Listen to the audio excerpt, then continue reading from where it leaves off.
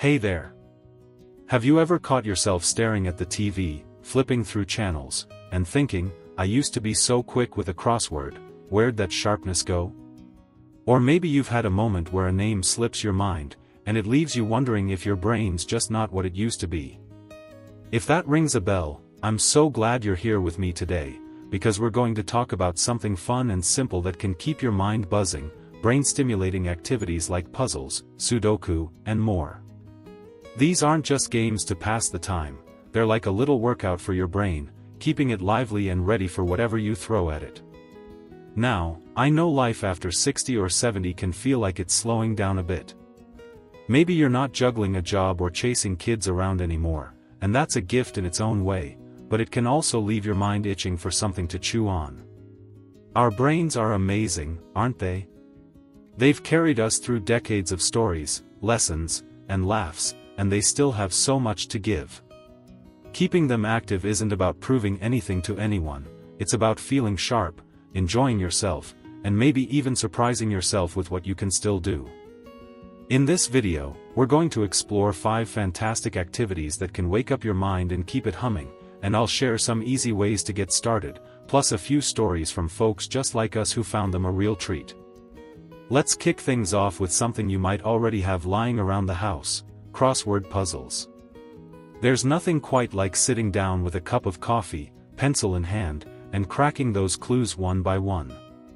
It's like a treasure hunt for words, and every time you fill in a square, it's a little win. Crosswords get your brain firing, pulling up old memories, making connections, and stretching your vocabulary in ways that feel good, not forced. My friend Doris, who's 68, swears by them. She used to do them with her dad years ago, but after he passed, she let them go. Then one rainy afternoon, she picked up a puzzle book at the drugstore, just for old time's sake. She told me she struggled with the first few clues, felt like her brain was rusty, but by the end of the week, she was breezing through them. Doris says it's like her mind's waking up, and she even caught herself remembering a word she hadn't thought of in years: quixotic, of all things. She laughed about that one for days. You don't need to be a word wizard to start, just grab a puzzle from the newspaper or a cheap book from the store. Start with the easy ones. If you're rusty, they're gentle on you, and before you know it, you'll be tackling the Sunday edition like a pro. Doris keeps a pencil tucked behind her ear now, and she says it's not just about the words, it's the satisfaction of figuring something out. It's like a quiet little challenge that leaves you feeling proud, and it's right there waiting whenever you want it. Now, while we're on the subject of puzzles, let's talk about something else that's a bit like a crossword's cousin: Sudoku. I know, those grids of numbers might look intimidating at first, but hear me out, it's not about math, it's about patterns, and once you get the hang of it, it's like a dance your brain learns to love.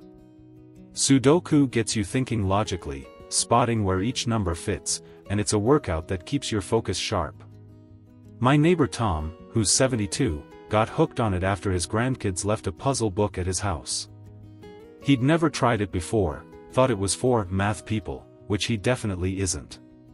But he gave it a shot one evening, and after a few fumbles, he figured out how to place those numbers just right.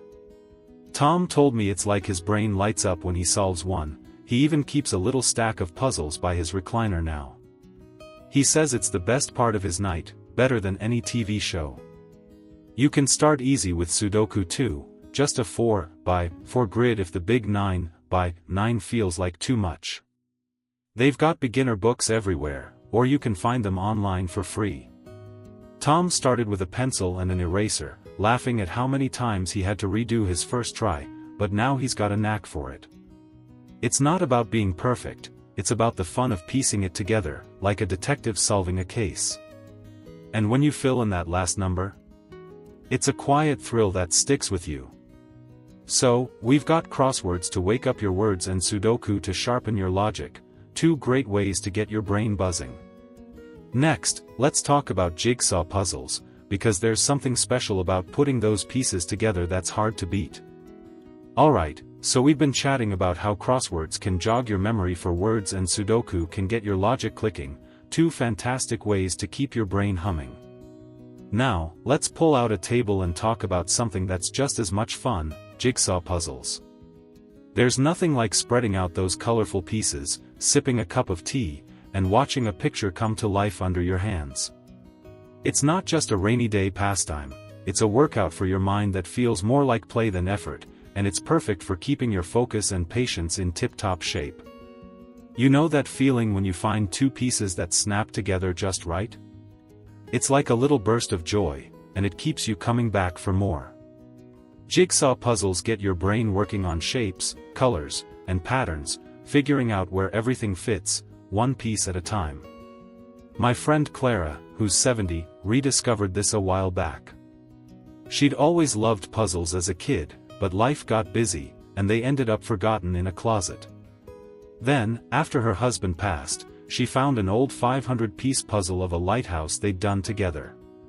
She spread it out on her dining table, not sure she'd finish, but something about it pulled her in. Clara told me it was slow going at first, her eyes weren't as quick as they used to be, but as the lighthouse started taking shape, she felt her mind settle. She said it was like she could think clearer, and by the time she placed that last piece, she was hooked. Now, she's got a new puzzle going every month, and her table's never empty. You don't need a big one to start. 100 or 200 pieces is plenty if you're easing back in. Pick something you'd enjoy looking at, like a cozy cabin or a garden scene, and set it up where you can leave it out. Clara keeps hers by the window, so she can sit with it whenever the mood strikes, sometimes just for 10 minutes, sometimes an hour. It's not about rushing, it's about enjoying the process. She even got her grandson to help one weekend, and they laughed over how he kept trying to force pieces that didn't fit. It's a quiet kind of fun that sharpens your eye and gives you something to look forward to, piece by piece. Now, while we're piecing things together, let's shift to something a bit different: word searches. These are like a treasure hunt on paper, and they're a gentle way to keep your mind nimble. You've probably seen them, those grids of letters with a list of words to find, circling them as you go. It's simple, but don't let that fool you. It's great for keeping your concentration sharp and your vocabulary on its toes. My cousin Ed, who's 66, picked these up after he retired.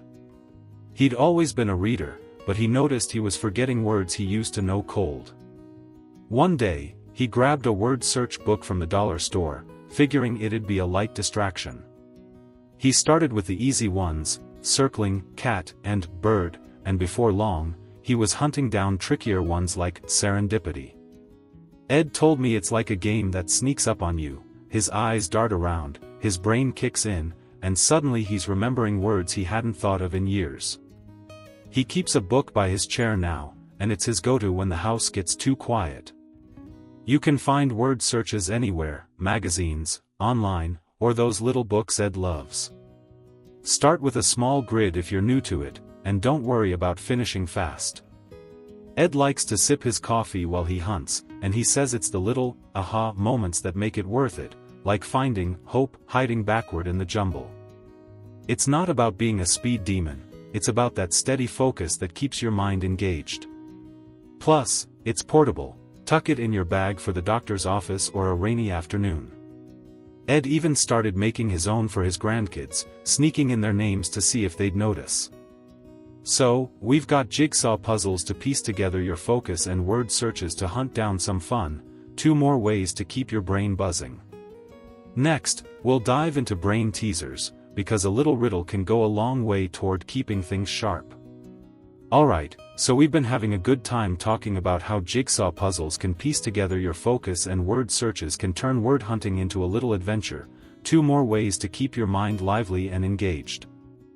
Now, let's twist things up a bit and talk about brain teasers, because there's something downright delightful about a riddle or a puzzle that makes you think twice. These aren't just for kids or trivia buffs, they're like a playful nudge to your brain, keeping it flexible and ready to tackle anything, all while giving you a good chuckle or a proud grin when you crack them. You know those moments when someone asks you a question like, "What has keys but can't open locks?" and you sit there, scratching your head, until it hits you, oh, a piano. That's the magic of brain teasers. They get your mind bending in new directions, making connections you might not have thought about otherwise. My friend Harold, who's 73, stumbled into these after his daughter left a riddle book at his house.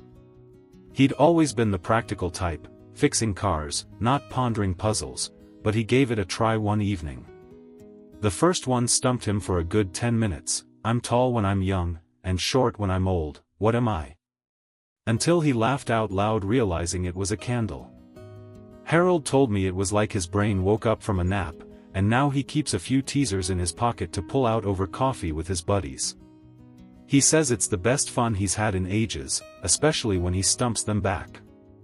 You don't need to be a genius to enjoy these, just a little curiosity and a willingness to think sideways. You can find books of riddles at the library, or even ask your grandkids to throw one your way. They love being the clever ones. Start with the easy ones if you're new to it, like Harold did, and don't worry if it takes a minute to click. He keeps a pencil handy to jot down his guesses, and he says half the joy is in the puzzling out, not just the answer. It's like a mini workout that keeps your thinking sharp, and when you get it, it's a win worth celebrating. Harold's even started making up his own, though he admits they're not as tricky as the books, yet.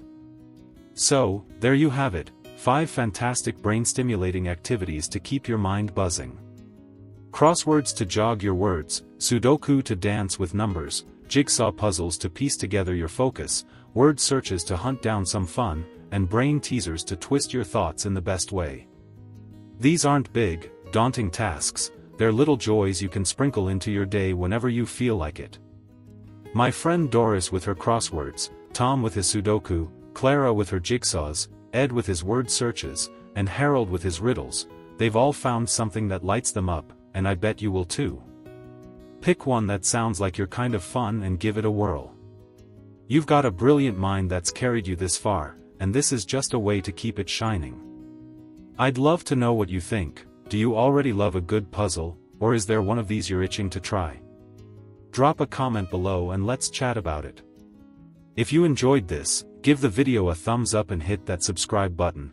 I'd love to keep sharing ideas to keep us all feeling sharp and happy. Here's to keeping your brain buzzing and your days bright. You're amazing, and don't you forget it.